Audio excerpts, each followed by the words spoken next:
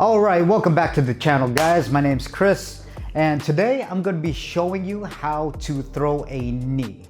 Now, there's different variations of knees, guys. Like always, I've talked about on my other videos. There's, Muay Thai knees, there's Dutch kickboxing knees, American kickboxing knees, but I'm going to show you the one that I feel is the most effective and what I like the most. And that's going to be a Muay Thai knee. And what that really means, from the coaches that I've learned from, is that it's an angled knee, which means I'm going to show you that in a little bit. I know it seems confusing, but just throwing a knee isn't a wrong way to throw a knee. What that means is that you can throw a knee and it really won't be the wrong way. Like, for example, if you throw a knee upwards like this, that's pretty much what's called a Dutch kickboxing knee. And that's not a way to throw a knee. That's actually very, very effective. But what I'm going to show you today is to angle out a knee so that your knee doesn't land on someone's elbow going straight up. So I want to explain a little bit. Like always, I'm going to explain to you like the motions and why we're going to throw a knee this way. So if you look here, I'm gonna step back a little bit. When I throw a knee, okay, I'm going to, again guys, get in your fight stance here, hands up, like always. When I throw a knee, there's a couple things that I want you to get before you actually throw the knee, because my principle is number one, it's protection first and then attack next, right? I mean, that's kind of common sense, but I feel like it has to be reiterated because sometimes we'll fall into bad habits. So get in your fight stance here, and then when you're throwing a knee, the best way I experienced throwing a knee and the best way that I learned to throw a knee from the various coaches that I've had over the last decade is you want to kind of push your hip out here in a diagonal way. Not just go up like this is what I mean, and not just go forward to where you're getting off balance, not just go forward with a knee. You kind of want to go into like a 45-degree angle going up this way and pop your hip out. So I'll show you what I mean. When I'm doing a knee, I don't want to go forward again because that's going to get me off balance there, or I don't want to go to upwards because I'm not going to have range on that knee and it's not going to be impactful. The guy literally has to be right here for me to hit him with a knee, or the guy has to be over there for me to go in with a knee. And that's not the knees that I'm teaching today. Like I said, they're not necessarily wrong, but with a Muay Thai knee, you want to come up in a 45-degree angle and you want to have your heel out. Now what I mean, if you watch my kicking video, is that you're going to want that motion of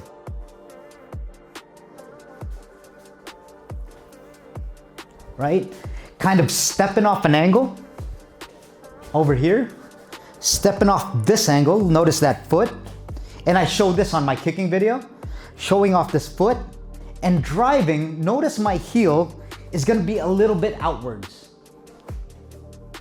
like that. It looks funky, but look, it's not, my heel isn't like really aligned with my butt. It's kind of out. See, notice my leg and my heel is pointing out. The reason for that is that it's gonna angle the knee to the side a little bit and not straight forward, okay? So when I throw the knee, you want to go in a 45-degree angle. You want to angle it out. You want to angle your feet out and do the motion like you were throwing a rear roundhouse Muay Thai kick. So look.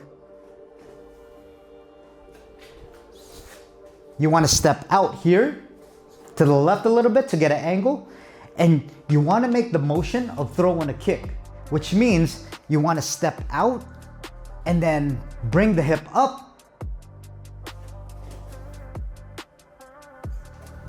right back. front view. You want to step out this way a little bit. Notice here. Be on the balls of your foot. Look at my heel and my foot, guys.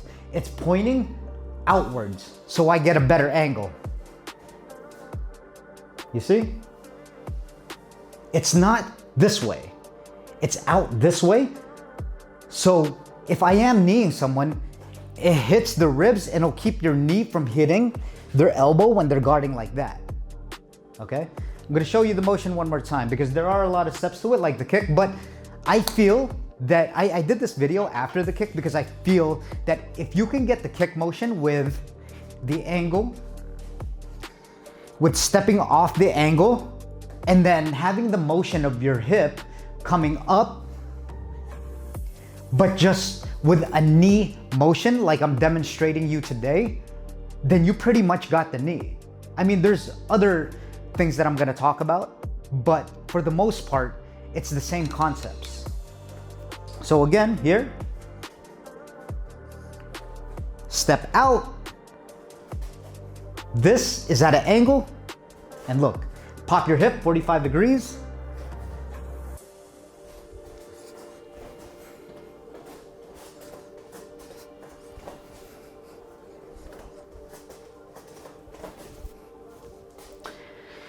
Next thing, guys, I want to talk about is what I'm doing with my hands.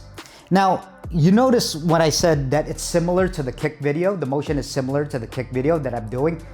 That's because it is. Just subtle hints of differences is that since you are in close combat range with a knee, you want a less exaggerated movement than you were throwing a kick. So when we threw a kick, I'll demonstrate here, look how much exaggeration is put into the movement. A power kick, that is, okay? Look, remember, I throw a ninja star and then I'm coming up on the balls of my feet, going this way, and then I'm thinking my leg like a noodle so that it's light, and then I'm kicking the bag.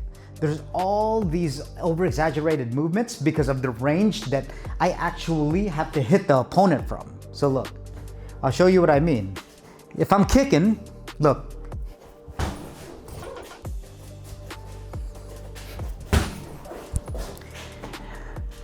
There's all that movement. But look what I do with a knee, and I'll explain what I'm doing with my hands.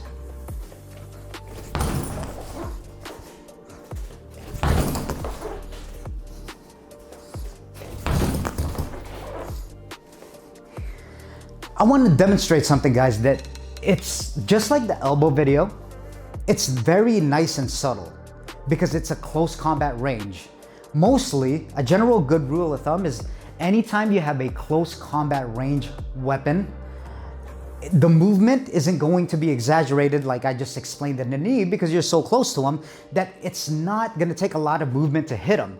Just as long as you got the proper technique, which is another good rule of thumb, technique, more than you do try to struggle with the power. As long as you have the right technique, that means that you'll get the most power out of it instead of trying to power your way through without technique. So I'm gonna show you what I'm doing with my hands. So since you get in your fight stance, notice that my hands aren't like coming down, or they're not, like I said in my kicking video, throwing like a ninja star to where you gotta frame off. Because number one, it's different distances. Number two, since you're not so far away from your opponent, it's much more of an impact. You're literally right there. You're literally right there. And a small attack has a lot of power. It has a lot of power just as long as you have the proper technique. So what I mean with the hands is that when you have a high guard right here, right? High guard meaning it's higher than usual because this would be a low guard. A high guard would be here. The reason why I'm doing this motion, because with the knee, you notice how I'm like pulling it down a little bit? I'm kind of pulling down a little bit, or I'm going down at a 45-degree angle, and then I'm kind of pulling my hands down, but not too far out. My coaches gave me a lot of shit for that because I do this. You know, I'd pull the hands all the way out because I thought I needed to get the momentum. But number one rule, guys, always keep yourself protected. That's why you don't throw your hands all the way down here. It's nice and subtle, and you just throw it about to the midway point of your nose is a good gauge. Again, this is very important. When you swing your hand down, number one, it'll give you momentum. But the problem with that is a lot of people, they want to swing it down for maximum momentum, but they're unprotected, which when it comes to close range attacks, going against an opponent that's really good with close range attacks, you want to stay protected at all times. That's the name of the game here. I wanted to keep you protected more than I want to teach you the attack, honestly, but always hands back to your face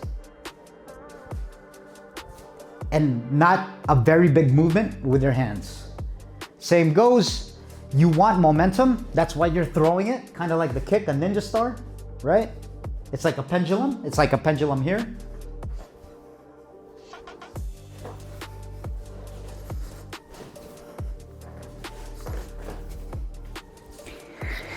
The other reason for that, guys, is that when you pull your hand down, notice that if I'm fighting someone and they have a high guard, if they do have a high guard, well, I'm pretty much pulling their guard down, right?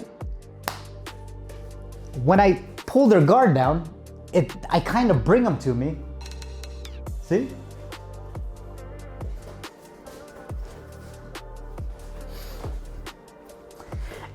I vision myself pulling their guard down, so when their guard goes down, their hands are pretty much useless, right? Because you have wrist control.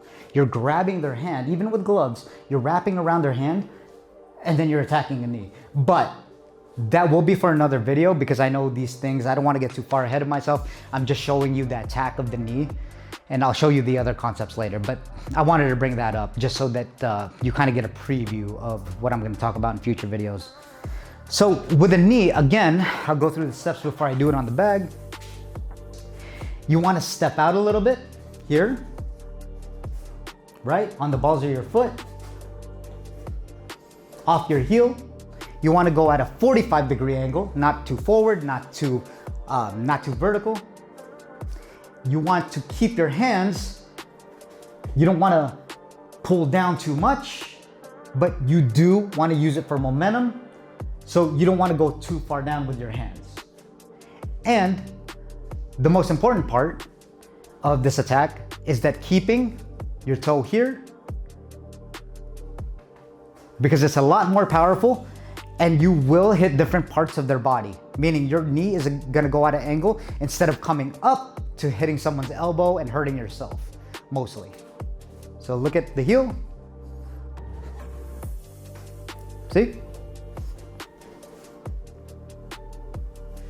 Notice that the heel is out. The knee is now angled at a different way instead of just coming up right here. So now I'll demonstrate it on the bag. Like I always do. I'll go about 40-50% so you can see the technique. So here, I'll do all the motions. Hands back to your face.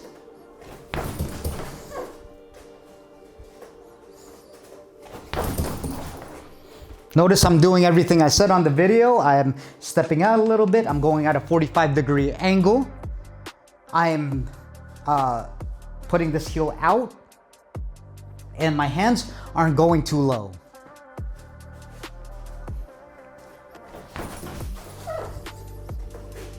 Even here, if I don't step in,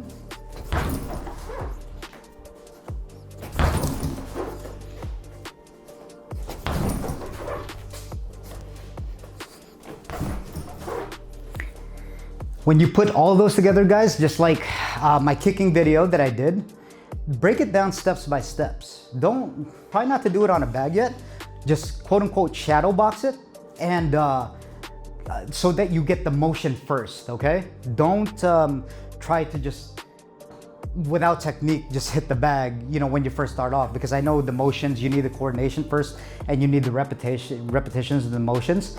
Because usually what I've come to find out is that if you're doing it on a bag, which, yeah, you're going to, you usually just want to hit the bag as hard as you can with the knee before you even place the proper technique, okay? So what I would do is that if I'm just starting off and I've never thrown a knee, I'd come here and in front of a mirror and shadow box it. Look, step out, hip thrust, heel out, hands not too far going down, but also using it as a momentum.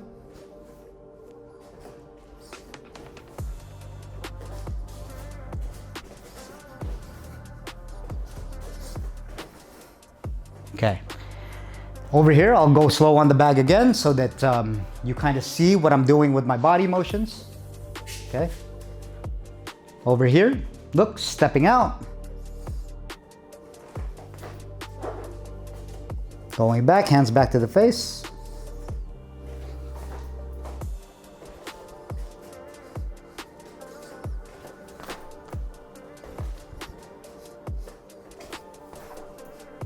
Hands back to the face.